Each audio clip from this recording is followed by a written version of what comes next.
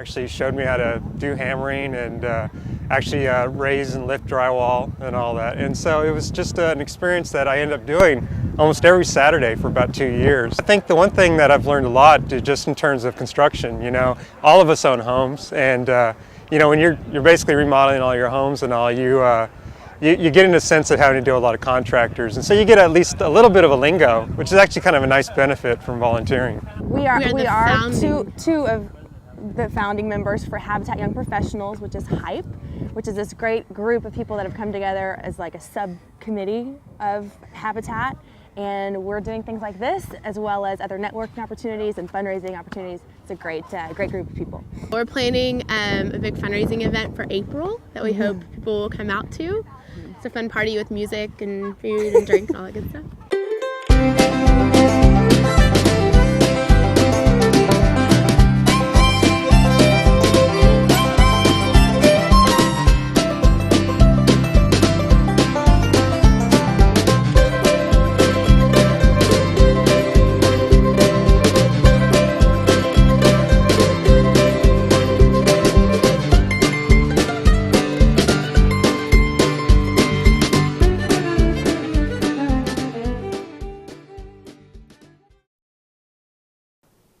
So now we're back at the house after a wonderful day. This morning we made an easy Caesar salad and my favorite Greek salad.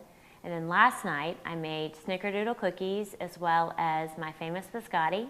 If you would like any of those recipes, you can get them on my website at www.cookingwithmarie.com, or you can email me at itseasierthanyouthink@yahoo.com. And then after we made everything, we also went out to the Habitat for Humanity Young Professionals build site, and we got to serve lunch to all the volunteers there, which was so much fun and also very fulfilling. And so since we did work with Habitat for Humanity today, I thought it might be appropriate to talk a little bit more about volunteering and how you can contribute in your own communities. And volunteering is something, it's one of those things where, you know, sometimes you do have to sign up for an 8 o'clock or 9 o'clock volunteer appointment, and you know, you'd much rather maybe sleep in or do something else, but it's one of those things that after you go and you do it, you feel so good. You feel like you've really made a difference in your community, and that really is what life is all about, is really making a difference for other people.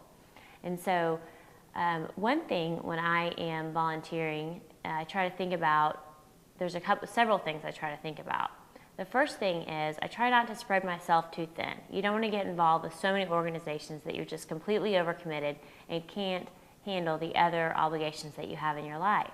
So try to pick an organization that really inspires you or that really interests you. For example, if you really love pets, well, often animal shelters need people to come down during, you know, their lunch hour or after work and just pet the animals there at the shelter. So that's a great opportunity. Something else would be something like Habitat. If you really like working outdoors and building, that's a great avenue.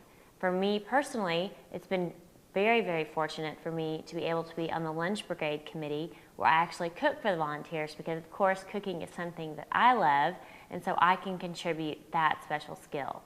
So, like I said, find something that really interests you, and that will make it more likely that you will, you know, be able to make that 8 o'clock or 9 o'clock in the morning commitment on a Saturday. The second thing I think about is who are the people involved, because again, that is going to make you more inclined to make your obligations and keep your commitments, because you really care about the people that you are either working with or serving. So say you're working with Meals on Wheels or another organization, if you and your friend are the one who go out and deliver the meals together, you're probably more likely to do that on a regular basis than if it was, you know, someone you don't know. So that's another thing to think about when you're considering volunteer opportunities. Another thing to think about when you're considering different volunteer opportunities is, how do you want to contribute? Do you want to contribute your time? Do you want to contribute your effort? Maybe you have a special skill. Sometimes a lot of charities need accounting skills, or they need doctor skills, or they need, you know, pro bono lawyer work. So if you have a special vocation, you can often contribute that in-kind service, which is always a great benefit to certain charities.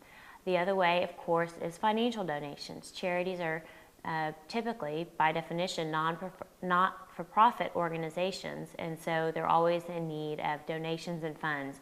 So if you do have a really busy life and just don't feel like that you can make the time commitment, organizations are always very appreciative of financial contributions. So that's another way to contribute. The final way, of course, and often the most rewarding, is by giving of your own time and effort, which is why I particularly love working with Habitat for Humanity and the Young Professionals group, because I can do something that I love to do, and I feel that it's, it's time very well spent, and it's completely fulfilling to see the volunteers enjoy something that I've made, and that, going out and spending my time and then seeing the house being built and then seeing the new owners have the house is just irreplaceable. So in closing, I really encourage you to think about what ways you might want to volunteer in your own communities, and then look for those opportunities, because they're all out there. There are so many nonprofit organizations all over the country and the world that need your help. And I truly believe that the more you give, the more you will receive. Thanks for joining us on Cooking with Marie. I really appreciate you joining me in the kitchen here today cooking, and then also on our trip out to Habitat for Humanity at the job site, where we got to meet lots of volunteers and people who are really involved with Habitat for Humanity. I hope that you yourself will go out and find some volunteer opportunities in your own community. And if you would like any of the recipes, of course, you can always visit my website at www.cookingwithmarie.com.